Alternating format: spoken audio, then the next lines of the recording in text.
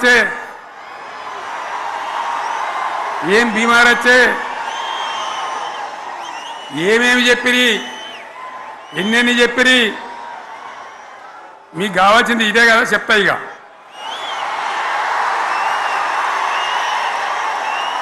వాళ్ళ కథ చెప్పే ముందు మన కథ కూడా చెప్పాలి కదా ఏమేం మాటలు మాట్లాడినరు అరే మళ్ళీ సీఎం పెట్టిరా భయ్ యాడికెళ్ళి మోపోయినరా మీరు బుద్ధి లేదా ఆగు ఏమైనా లుబాబీ ఆగు వద్దంటే మళ్ళీ ఏందండి ఇవాళ రాజశేఖర వాళ్ళు వాడు మనోడేనా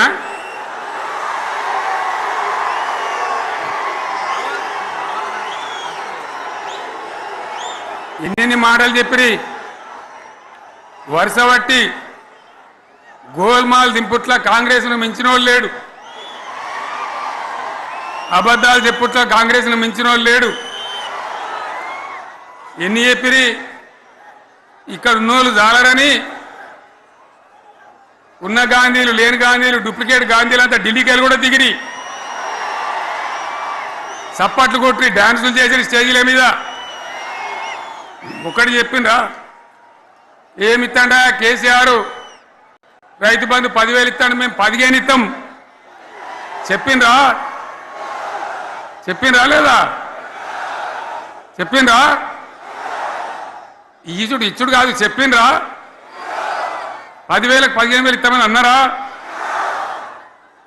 కేసీఆర్ పెన్షన్లు 2,000 ఇస్తాడు మేము 4,000 ఇస్తాం చెప్పిండ్రా ఇంకేం చెప్పిండ్రు కేసీఆర్ ఇంట ఇద్దరుంటే ఒక్కరికే ఇస్తాడు మేము ముసలోనికి ఇద్దరికి ఇస్తాం చెప్పిండ్రా లేదా అన్న మీరు మధ్యన్న వాళ్ళు చెప్తలేరు చెప్పిండ్రా ఇవన్నీ కాంగ్రెస్ వాళ్ళు చెప్పిండ్రా చెప్పిండ్రు వాళ్ళు ఒకసారి శైలి పట్టరు దయచేసి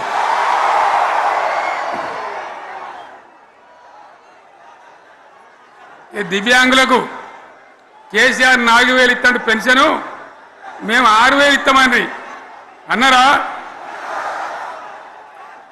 ఇక చదువుకునే ఆడిపోరగాళ్ళకు స్కూటీలు కొనిస్తామని కొనిచ్చారా అన్నారైతే అన్నారు కదా విద్యార్థులకేమో విద్యా కార్డు ఇస్తామని 5 లక్షల గ్యారంటీ కార్డు బ్యాంక్ కార్డు ఇస్తామని ఇట్లా ఎన్ని మాటలు చెప్పారు ఇక ఉరుకురి ఒకరినికోడు ఉరుకురి 2 లక్షల లోన్ తెచ్చుకొని డిసెంబర్ 9 నాడే కథం ఒక కలంపోడుతోనే కథం అన్నరా మరి చేసిండ్రా చెయ్యలే ఇక వడ్లు కొంటే ఒక వడ్లు కాదు ఆనాడు మనమే కొనుగోలు కేంద్రాలు పెట్టి కనీసం మద్దతు ధర వచ్చేటట్టుగా మొలకొచ్చినా తడిసిపోయినా రంగు మారినా రైతులు కాబట్టి మన బిడ్డలు కాబట్టి గవర్నమెంట్కు 500 కోట్లు నష్టం వచ్చినా సరే మొత్తం కొనురా అని చెప్పినా కొనిపించిన బాధ కాలే వాళ్ళేం చెప్పిండ్రు పబ్లిక్ను బోల్తా కొట్టేయడానికి మేము క్వింటాల్కి 500 బోనస్ ఇస్తాం మక్కలకి ఇస్తాం వడ్లకి ఇస్తాం ప్రతి పంటకి ఇస్తాం చెప్పిండ్రా ఇటువంటివి చెప్పుడే కాదు వీటితోని ఇంకొక 420 హామీలు చెప్పారు వాళ్ళ నోటికి మొక్కాలి కళ్యాణ లక్ష్మి కేసీఆర్ ₹1,00,000 ఇస్తాడు మేము వస్తే తులం బంగారం కూడా కల్పిస్తామని అన్నారా ఏమన్నా నత్తందా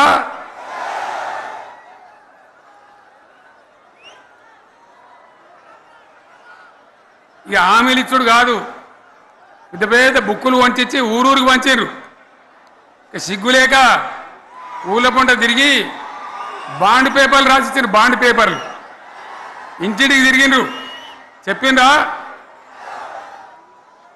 చాలా మంది అడిగిండ్రు మరి మీరు అడ్డగోలు చెప్తున్నారు అడ్డం పొడుగు చెప్తున్నారు ఎటువంటి అంటే చెప్తున్నారు యాడికెళ్ళి ఇస్తారా భయ అని అడిగిండ్రు పేపర్ వాళ్ళు అడిగిండ్రు ఇప్పుడు ఆర్థిక మంత్రి ఉన్నాయన టీవీలలో చెప్పిన ఆయన ఇస్తాం చేసి చూపిస్తాం మాది పేద పార్టీ 120 ఏళ్ళ అనుభవం ఉన్న పార్టీ మమ్మల్ని మించిన సిపాయిలు లేరు అని ఒకటి జబ్బలు తరిచే ఒకటి మెడలు తరిచే డైలాగుల మీద డైలాగులు కొట్టి మేము ఇచ్చేస్తామన్నారు.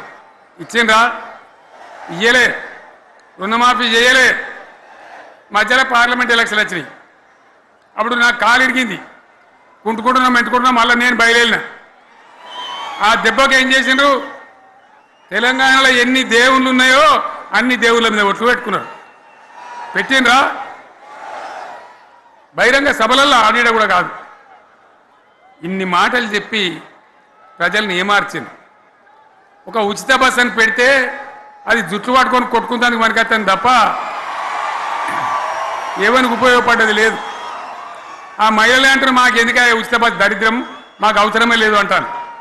అటువంటి ఒక్క పథకం పెట్టి ఇక ఇప్పుడు మళ్ళీ పెద్ద నోరు పెట్టుకొని వాళ్ళే మాట్లాడతారు. అంటే అంటే మాట్లాడతారు, అబద్ధాలు చెప్తారు. మాట్లాడితే బీఆర్ఎస్ వాళ్ళ మీద నింద, మాట్లాడితే కేసీఆర్ మీద నింద. ఇది ఒక అలవాటు చేసుకొని ఎవరికి నోరుంటే వాంతే లెక్క అనే పద్ధతిలో అడ్డమైన మాటలు మాట్లాడుతూ చాలా ఘోరంగా మోసం చేస్తూ ఉన్నారు. ఎట్లున్నదంటే కాంగ్రెస్ వాళ్ళు చెప్పింది చాలా సిపాయిలం, మా అంత సిపాయి లేడండి. లేదంటే జనం నమ్మితిమి, ఆశపడ్డాం కదా, నమ్మి బోల్తా పడ్డాం కదా, గల్లంత అయినాం కదా. ఒక ఊళ్ళే మొలక నాట్లేసే టైం వస్తే అలుకుడు చేస్తాను, బట్టలుతాను. మొలకకు అలుకుడు చేస్తాం కదా, తుకాలు పోయేమా. పెద్ద మొగోడని ఒకరిని పిలిచిరట. మొగోడని మొలకలుస్తానికి పిలిస్తే ఎలక పిల్లని చూసి ఎల్లెంకర పడ్డాడు. ఇక మా అంత సిపాయిలు లేరు, మేము తెచ్చే ఇస్తాం, 6 సందమామలు పెడతాం, 7 సూర్యులు పెడతాం అని నమ్మబలికి ప్రజలను దగా చేసి మంచిగున్న తెలంగాణ నాగం పట్టించి ఓట్లు వేయించుకొని ప్రజలను మోసం చేసిండ్రు, దగా చేసిండ్రు. ఈ మాట నిజం, మీ అందరికి తెలుసు. ఇవాళ ఏం మాట్లాడతారు? మమ్మల్ని ఎవరు నమ్ముతలేడు, మాకు అప్పు ఉడతలేదు, యాడికెళ్ళి తెచ్చియాలి అని ఇప్పుడు మాట్లాడుతున్నాం. అప్పుడేమో మాకు అపారమైన అనుభవం ఉంది, మేము చేస్తామన్నారు. ఒక్క మాట చెప్తున్నా మిత్రులారా, ఇక్కడ నోళ్ళం మనమే కాదు, నా ప్రసంగం టీవీలలో వినేటువంటి కోటాను కోట్ల మందికి కూడా నేను మనవి చేస్తా ఉన్నా. ఇంత మోసం ఉంటుందా? ఇంత దగా ఉంటుందా? ఓట్లయితారా అని అవతల పడదామని ముచ్చట్నా? ఎంతవరకు ఇది కరెక్టు? తెలంగాణ ఎంత మంచిగా పోయేది, ఇప్పుడు బొందలు పడగొట్టినరా? ఎంత ఘోరమైనటువంటి ఫలితం మనం చూస్తున్నాం. ఇవాళ ఏం జరుగుతూ ఉంది? మళ్ళీ అన్ని మోపైనాయి. ఇక దుకాణం పెడతామన్నారు, లొల్లు పెట్టిండ్రు, బొబ్బ పెట్టిండ్రు. ఇక ఓట్లయినాక ఎత్తడు, తవ్వడు, మోయాడు. బాయి పడతాం జోరుగా చెప్తే 6 నెలల ఏమయ్యారంటే ఇక ఆయనతో రేపు అవుతుంది, ఎల్లుండి అవుతుంది, సంక్రాంతికి అవుతుంది, దీపావళికి అవుతుంది, మార్చి 31కి అవుతుంది. మార్చి 31 లేదు, మన్ను లేదు, ఏది కూడా చేసింది లేదు. మొత్తం ఆర్థిక పరిస్థితిని దెబ్బతీసింది. తెలివి తక్కువ పనితోని, అవివేకం వల్ల, అజ్ఞానం వల్ల పరిపాలన చెయ్యరాక సర్వనాశనం చేసింది. రాష్ట్ర ఆర్థిక పరిస్థితి ఎంత మంచిగా ఉండే, ఎంత బాగా పోతా ఉండే. మేము కష్టపడి కడుపు కట్టుకొని నోరు కట్టుకొని సంవత్సరానికి 10 నుంచి 15 వేల కోట్ల ఆదాయం పెంచినాం. అనేక రివ్యూ మీటింగులు చేసినాం. ఎంత బాగా తీసుకొని పోయినాం, తెలంగాణను ఎట్లా తయారు చేసినాం, ఆ విధంగా తీసుకొని పోయినాం. ఇవాళ ఒక్క మాట మీరు అందరూ ఆలోచన చేయాలి. ఇక్కడ ఉన్నవాళ్ళు కానీ నా మనసు బాధ అవుతుంది, నా మనసు కాలుతుంది, ఇబ్బంది అవుతుంది. నా కళ్ళ ముందటనే తెలంగాణ ఇట్లా కావడం నాకు దుఃఖం కలిగిస్తూ ఉంది. నేను ఆవేదనతో చెప్తున్నా ఈ మాట. ఒక్క మాట మీరు అందరూ ఆలోచన చేయండి. తెలంగాణలో భూముల ధరలు ఎట్లుండే? కేసీఆర్ ముఖ్యమంత్రి ఉన్నప్పుడు, బీఆర్ఎస్ రాజ్యం చేసినప్పుడు భూముల ధరలు ఎట్లుండే? ఆనాడు కొనేటోళ్ళు ఎక్కువ ఉండిరి, అమ్మేటోళ్ళు తక్కువ ఉండిరి. ఇవాళ ఆపతికి అమ్ముకుందామంటే భూములు కొనేటోడున్నాడా? అడుగుతున్నా భూముల ధరలు ఎక్కడికి పోయినాయి? ఎవరికన్నా 5 ఎకరాలు డాంబర్ రోడ్ పక్కకుంటే నేను 5 కోట్ల మనిషిని, నేను కోటీశ్వరుని అనే ధైర్యంలో రైతులు ఉండరు. ఇవాళ అడిగేటోడు ఉన్నాడా? ఉన్నదా? ఒక్కటే ఏడాదిలో గింత గల్లంత అవుతుందా? కేసీఆర్ పక్కకు పోగానే ఇంత ఆగమవుతుందా? ఇంకో మాట నేను అడుగుతా ఉన్నా. కరెంటును 35 ఏళ్ళు బాధపడ్డాం, నా బావి కాడ కూడా మోటార్లు కాలినాయి. బీఆర్ఎస్ వచ్చినాక నేను ముఖ్యమంత్రి అయినాక ఒక్కటే ఏడాది బావులా దాన్ని చక్కగా చేసి 24 గంటల కరెంట్ ఇయ్యలే, నడవలే. రెప్పపాటు కూడా కరెంటు పోకుండా 24 గంటల కరెంటు తేలేదా? మరి మా అంత సిపాయి లేరంటే కేసీఆర్ మంచిగా ఇచ్చిన కరెంటు మీకెందుకు ఇయ్యే శాతం అయితే లేదు అని చెప్పి నేను అడుగుతా ఉన్నా. తెలంగాణ ప్రజల పక్షాన్ని అడుగుతా ఉన్నా. ఎందుకు ఇయ్యాల ప్రజల గోస ఉంచుకుంటా ఉన్నారు? మళ్ళా మోటార్లు కాలుతున్నాయి, ట్రాన్స్ఫార్మర్లు కాలుతున్నాయి, లంచాలు పెరుగుతున్నాయి. అది శాతం అయితే లేదా? మళ్ళీ ఇలా తెలంగాణ పోవన్నా మోటార్ పెట్టడానికి? ఏం దౌర్భాగ్యం ఇది! ఎటువంటి శని నెత్తి మీద పెట్టుకున్నాం మనం. మీరందరూ ఆలోచన చేయాలి. భూముల ధరలు ఎటుపోయినాయి, కరెంట్ ఎక్కడ ఎవడెత్తుకపోయా? మిషన్ భగీరథ అసెంబ్లీలో నిలబడి ఛాలెంజ్ చేసిన నేను. 5 ఏళ్ల లోపల ప్రతి ఇంట్లో నల్లా పెట్టి నీళ్ళు లేకపోతే మళ్ళా ఎలక్షన్ల పార్టీ మేము నిలవడం, ఓట్లు అడగము అని చెప్పిన నేను. ఎవరు చెప్పాలి? దమ్మున్నోడే చెప్పాలి. చేసి చూపించినాం, నడిపించినాం. ప్రతి ఇంట్లో నల్లా పెట్టినాం. కృష్ణా గోదావరి నీళ్లు తెచ్చి ప్రతి ఇంటి ముందర దుంకిచ్చినాం. అది మీరందరూ దానికి సాక్ష్యం. ఇలాగా మంచినీళ్ళు కట్నే ఇల్లు పెట్టినపోయి ఉన్న పథకం కేసీఆర్ హయాంలోనే అయిపోయింది. ఇంకా మంచినీళ్ళు కూడా ఇయ్యే శాతం అయితే లేదా? మేము ఇంత సిపాయిలం అంత సిపాయిలం అని ఎగిరెగిరి దుంకితే మాట్లాడితే మంచినీళ్ళు ఇచ్చే కూడా శాతం అయితే లేదా?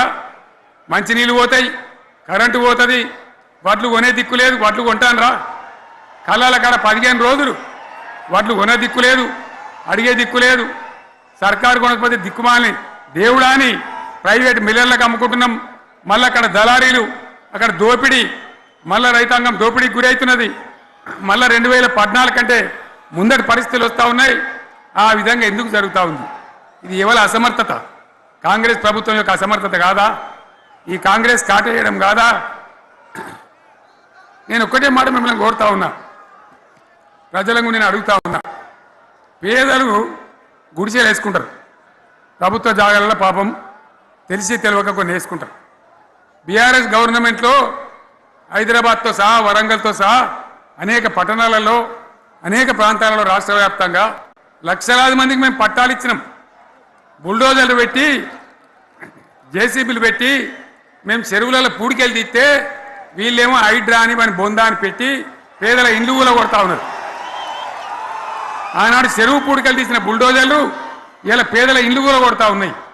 ఇవన్నీ మనం చూస్తూ ఉన్నాం. చూసి మౌనంగా ఉందామా, కొట్లాడదామా, ఏం చేద్దాం అనేది మనం ఆలోచించే సమయం వచ్చింది. దేశాన్ని నంబర్ 1 స్థాయిలో నిలబెడితే ఇవాళ 14వ స్థాయికి 15వ స్థాయికి తీసుకొని పోయినారు. నా కళ్ళ ముందన్న గిట్ల జరుగుతుంది, ఇంత మాయల్యమే అవుతుంది, ఇంత మోసం చేస్తారని నేను కూడా అనుకోలే. ఇలా చాలా బాధ కలుగుతూ ఉంది, చాలా దుఃఖం కలుగుతూ ఉంది. ఇంకా ముందరికి పోవాల్సిన తెలంగాణ ఇలా వెనుకకి అయిపోతున్నా ఉన్నది. మళ్ళా ఎవరు దీనికి కారణం? ఈ దుర్మార్గులు కాదా? నిలబెట్టి ఖచ్చితంగా అడగాల్సిన అవసరం ప్రజలకు లేదా? అడగాలి. ఎందుకోసం? టైం ఇవ్వాలని మేము కూడా టైం ఇచ్చినాం. ఏమంటారు?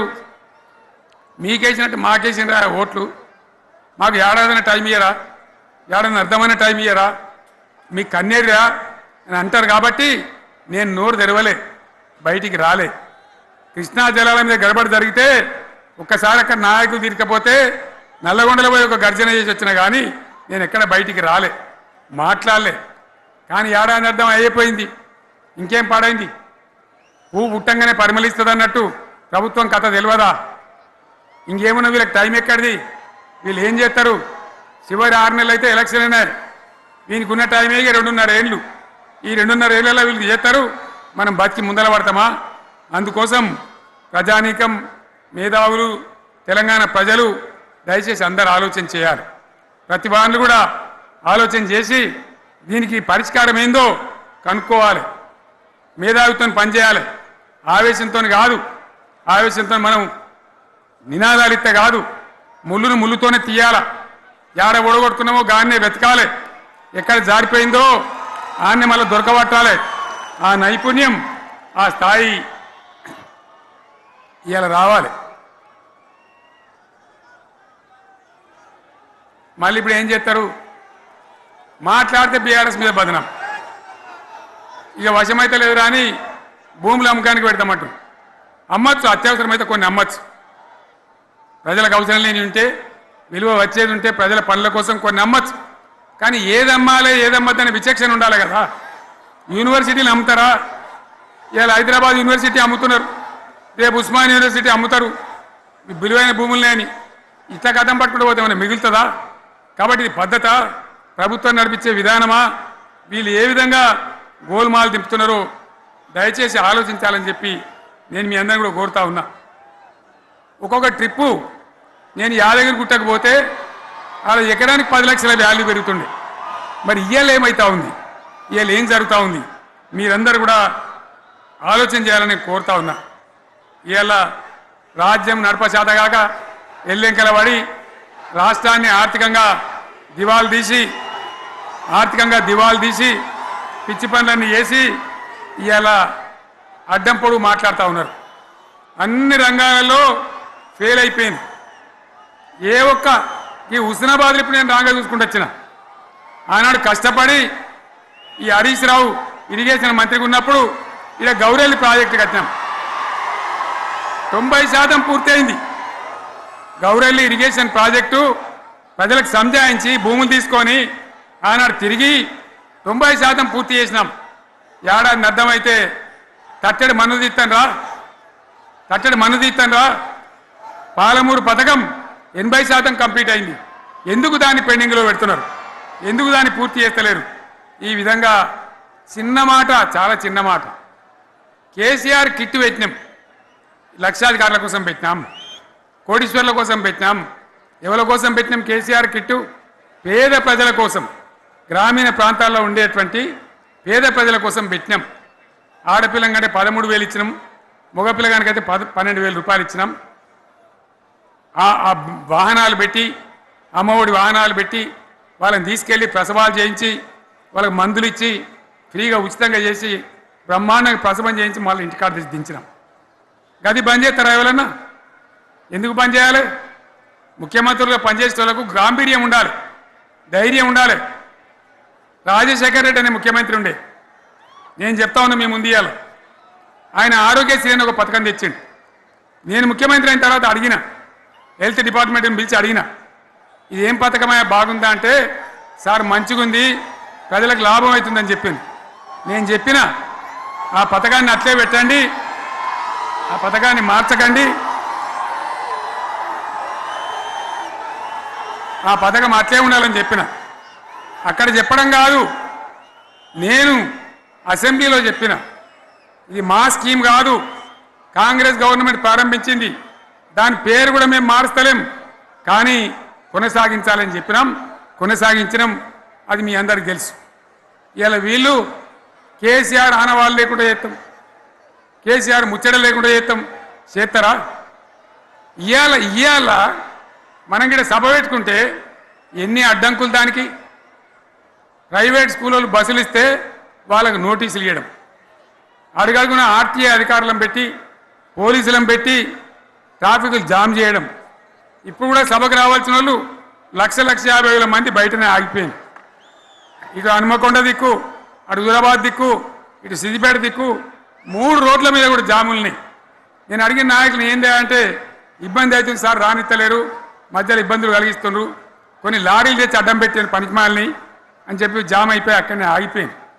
నేను అన్న ఇంకో అర్ధగంట ఆగి మాట్లాడదామంటే మా వాళ్ళంతా ఉండి, లేదు మనోళ్ళు దూరం పోవాలి, ఇక రానోళ్ళు ఎట్లా అందరూ మనం మాట్లాడి సభ ముగించాలని చెప్తే నేను వేదిక మీదకి వచ్చిన.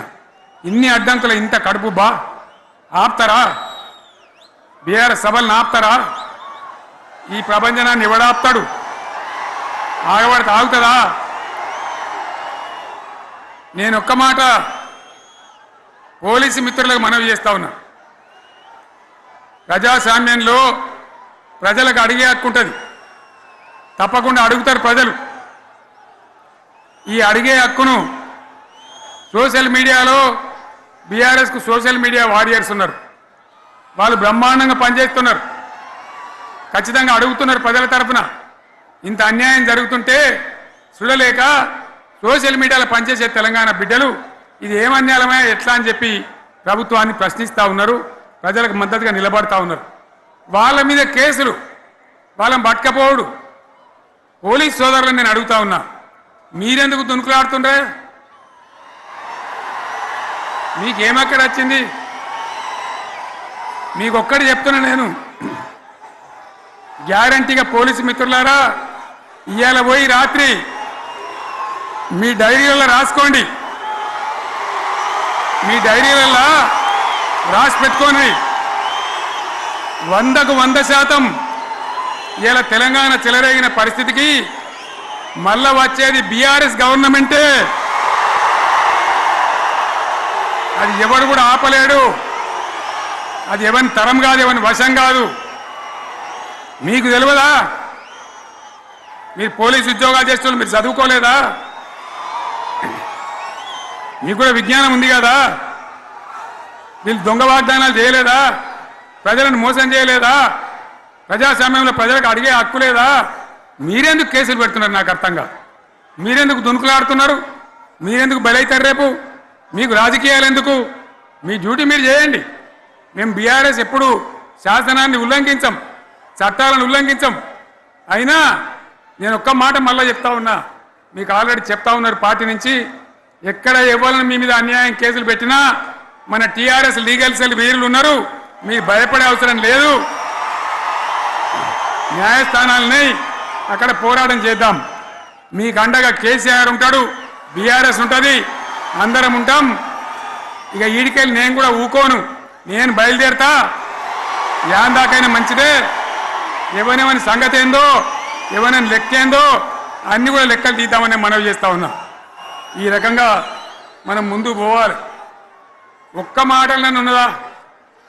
ఇవాళ ఈ ప్రభుత్వం, ఈ కాంగ్రెస్ నయవంచక ప్రభుత్వం సంక్షేమంలో ఫెయిల్, మంచినీళ్ళలో ఫెయిల్, పొలాలకు నీళ్ళు ఇవ్వడంలో, సాగునీళ్ళలో ఫెయిల్, కరెంటు సరఫరాలో ఫెయిల్, రైతు బంధులో ఫెయిల్, విత్తనాలు ఎరువులు సరఫరాలో ఫెయిలేనా?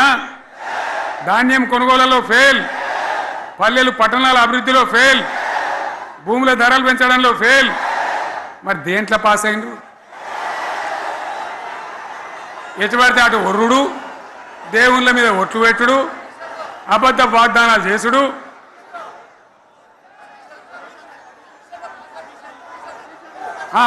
కమిషన్ అట 20-30% కమిషన్లు తీసుకున్నాడు, సంచులు నింపుడు, సంచులు మోసుడు. అంతేనా? కరెక్టేనా ఈ మాట? అన్నా కరెక్టేనా? నేను చెప్పి అన్ని ఫెయిల్ అయిందా ఈ ప్రభుత్వం? నిజమైతే ఒకసారి చేతులు లేవటరు దయచేసి. స్టేజ్ మీద లేవటరా?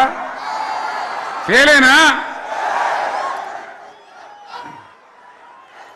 ఈ మాట 20%-30% కమిషన్లని నేను అంటలేను. ఎవరన్నారు? స్వయంగా ఆర్థిక మంత్రి ఛాంబర్కు పోయి 200 మంది కాంట్రాక్టర్లు వాళ్ళు లొల్లిపెట్టి మమ్మల్ని 20-30% కమిషన్ అడుగుతుండ్రు, ఇది ఏమన్యాయం అని చెప్పి సెక్రటేరియట్లో చెప్పిన మాట నేను చెప్తా ఉన్నా. ఈ విధంగా మాజీ సర్పంచులు పాపం వాళ్ళు పనిచేసిన మా బిల్లులు ఇవ్వమనంటే వాళ్ళ గోస ఉంచుకుంటా ఉన్నారు. వాళ్ళేం పాపం చేసిండ్రు? ఈ విధంగా ఘోరం. ఇంకా ఈ అందానికి ఏం మాట్లాడతారు? కేసీఆర్ నువ్వు రా అసెంబ్లీకి, నీ కాయగూరకుడు ముచ్చట్లు తింటానికా? పిల్లలు అడిగితేనే మీరు జవాబు చెప్తలేరు. ఉన్నట్టు నిలబెడితే ఆ ఆర్థిక మంత్రి అసెంబ్లీలో లేచి 20% కమిషన్ తీసుకోవడానికి కేటీఆర్ మాట్లాడితే ఆయన లేచి భుజాలు తడుముకుంటాడు. నీకెందుకయ్యా బాధ? నువ్వు తీసుకుంటేనే నీకు బాధ ఉండాలి కదా. లేచి పేదలు ఉల్లి పెడతా ఉన్నాడు ఆయన అసెంబ్లీలో. ఈ విధంగా చాలా గందరగోళంగా, అవివేకంతో, అజ్ఞానంతో చాలా ఘోరం చేసి అడ్డమైన మాటలని చెప్పింది. దాంతో మనం కూడా గోల్మాలైపోయినాం. తీర్థం పోదాం తిమ్మక్క అంటే వాడు గుల్లే, మనం సల్లే. ఆ గతికి తెచ్చింది ఇలా ప్రజల గతి. మరి మనం కూడా, ప్రజలు కూడా ఆలోచన చేయాలి. ఆవేశం కాదు. గాడిదలకు గడ్డేసి బలరకు పాల్పడితే వస్తాయా? మరి ఇప్పుడు ఏం చేయాలో ఆలోచించాలి. ఓ తమ్ముడు అన్నాడు హైదరాబాద్లో, ఆయన ఇల్లు కూడా కొడితే కేసీఆర్ అన్నా యాడున్నావు నువ్వు రావాలే, కత్తి వాంచేతలు పడితే యుద్ధం నన్ను చేయమని పడుతుంది. అంతేనా? ఇది కూడా విచారించాలి ప్రజలు. మీకు అర్థం కావాలని నేను చెప్తా ఉన్నా. అందుకే ఓడగొట్టుకున్న కాడనే వెతుక్కోవాలి. మీ వెంట బీఆర్ఎస్ ఉంటుంది, మీ వెంట కేసీఆర్ ఉంటాడు. 100% మళ్ళా తెలంగాణ విజయం సాధించాలి, గులాబీ జెండా ఎగిరేయాలి, అద్భుతమైన తెలంగాణను మళ్ళీ సాధించాలి. ఇక బీజేపీ కథ 11 ఏళ్ళ రాజ్యం చేయబట్టి తెలంగాణకు 11 రూపాయలు ఇచ్చిండ్రా? వాటిదే బబ్రాజమానం భజగోవిందం, శుష్కప్రియాలు శూన్యాస్తాలు తప్ప ఏమి ఇయ్యలే. 157 కాలేజీలు పెడితే మెడికల్ కాలేజీలు ఒక్కటన్నా తెలంగాణకు ఇచ్చిండ్రా? ఒక ప్రాజెక్ట్ కన్నా జాతీయ హోదా ఇచ్చిండ్రా? ఇక కాంగ్రెస్ వాడు ఇట్లా అంటే బీజేపీ వాడు అట్లా, ఏది లేదు. ఇక ఉల్టా మనయే ఖమ్మంలో 7 మండలాలు గుంజుకున్నారు, సీలేరు ప్రాజెక్టు గుంజుకున్నారు. నరేంద్ర మోడీ మాట్లాడతాడు, ఏం మాట్లాడతాడు? తెలంగాణ వచ్చిందిరా అని తెలంగాణలో సంతోషపడితే తల్లిని చంపి బిడ్డను బతికిచ్చిండ్రు అంటాడు.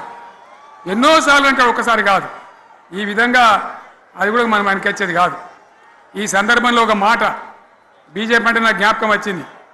ఇవాళ కేంద్ర ప్రభుత్వం కగార్ అనే ఆపరేషన్ పేరు మీద ఛత్తీస్గఢ్లో యువకులను గిరిజనులను ఊచకోత పోతా ఉన్నారు. అది ధర్మం కాదు. వీళ్ళు ఏమవుతున్నది? నక్సలైట్లు ప్రతిపాదన పెడుతున్నారు, మేము ప్రభుత్వం దగ్గరకు వచ్చి చర్చలు చేయడానికి సిద్ధంగా ఉన్నాము అంటున్నారు. నేను కోరుతా ఉన్న కేంద్ర ప్రభుత్వాన్ని, బలమున్నది కదా అని చంపుకుంటా పోవుడు కాదు, అది ప్రజాస్వామ్యం కాదు. ఆపరేషన్ కగార్ వెంటనే ఆపేయండి.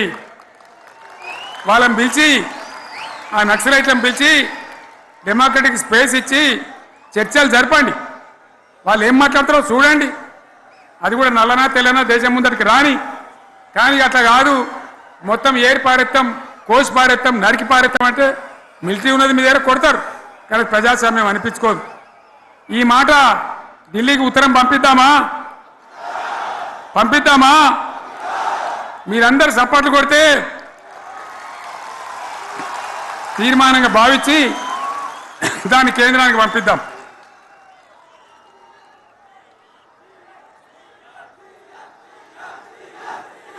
ఇక్కడ 30 లేదు. ఈ సందర్భంలో ఈ రజతోత్సవ వేళ నేను మీ అందరికీ, ఇక్కడ ఉన్న వాళ్ళకు, సభలో లేని వాళ్లకు, టీవీలో నా మాటలు వినే వాళ్లకు, యావత్తు తెలంగాణ సమాజానికి బీఆర్ఎస్ గులాబీ జెండా రజతోత్సవ శుభాకాంక్షలు మరొకసారి తెలియజేస్తూ, మీరందరూ కూడా ధైర్యంగా ఉండండి. మళ్ళీ బీఆర్ఎస్ తెచ్చుకుందాం, బ్రహ్మాండమైన పరిపాలన అందించుకుందాం. వీళ్ళు జరగొచ్చేటివన్నీ మళ్ళీ మంచిగా చేసుకుందాం, బ్రహ్మాండంగా ముందుకు పోదాం, పురోగమించుదాం. ఒక అద్భుతమైన తెలంగాణ, ప్రతి వ్యక్తి ముఖంలో చిరునవ్వులు చిందించే తెలంగాణ తయారు చేసుకుందామని చెప్పి మీ అందరికీ మనవి చేస్తూ, ఇంత పెద్ద ఎత్తున ఈ సభకు గవర్నమెంట్ వచ్చిన ఏడాది నరలోనే మీరు కదిలి వచ్చిందంటే మీరు కూడా ఒక నిర్ణయానికి వచ్చినట్టు కనబడుతూనే ఉంది. ఓట్లు ఎప్పుడు వస్తాయని చూస్తాను. నేను ఇంకో మాట చెప్పాలి, ముఖ్యమైన మాట ఏంటంటే, వీళ్ళు అక్కడిక్కడ ఎందుకైనా మీరు లేచొచ్చిండ్రు ఫోటోల కోసం.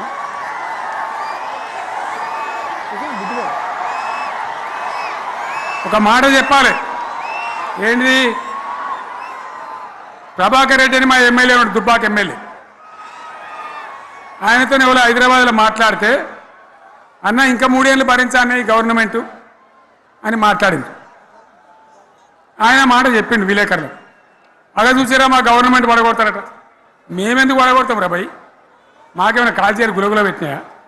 మేమా కిరికిరి పని చెయ్యం బిడ్డ, మీరే ఉండాలి. ఓట్లు తీసుకున్నారు, చక్కగా పని చేయకపోతే మీ ఈపులు ప్రజలే సాఫ్ చేస్తారు, అంతే కదా. మేము పడగొట్టాం, మీ గవర్నమెంట్ పడగొట్టాం. ఎందుకంటే మీ సంగతి ఏందో మా సంగతి ఏందో ప్రజలకు పూర్తిగా అర్థం కావాలి. గులాబీ సైనికులకు నాది ఒక్కటే మాట, మనం ఏనాడు మనం పుట్టిందే పదవులు త్యాగం చేసి, పుట్టిందే రాష్ట్ర సాధన కోసం, స్వార్థం కోసం మనం పనిచేయలే. మీ అందరి నాయకులను కార్యకర్తలను నేను కోరేది ఒకటే, తెలంగాణ సమాజం అద్భుతంగా పురోగమించేదాకా మనం పనిచేస్తూనే ఉండాలి. గవర్నమెంట్లో ఉన్నా ప్రతిపక్షంలో ఉన్నా ప్రజల పక్షాన ఉండాలి, ప్రజలకు అండగా ఉండాలి, ప్రజల సమస్యల మీద పోరాటం చేయాలి, వాళ్ళకు అండదండలుగా ఉంటూ పురోగమించాలి. అదే మన కర్తవ్యం. అందులోనే మనకు అన్ని పదవులు వస్తాయి. అది పెద్ద ఇష్యూ కాదు. ఎన్ని వేల మంది మనోళ్ళు ఎంత బ్రహ్మాండంగా ముందుకొచ్చారు. కాబట్టి మీరందరూ కూడా ఆ విధంగా రావాలి. లాస్ట్ మాట, ఈ సభ నిర్వహించినటువంటి మిత్రులు పోచంపల్లి శ్రీనివాసరెడ్డి గారికి, వినయ్ భాస్కర్ గారికి, పెద్ది సుదర్శన్ రెడ్డి గారికి, రవీంద్రరావు ఎమ్మెల్సీ గారికి, వారికి నేను ధన్యవాదాలు చెప్తా ఉన్నా.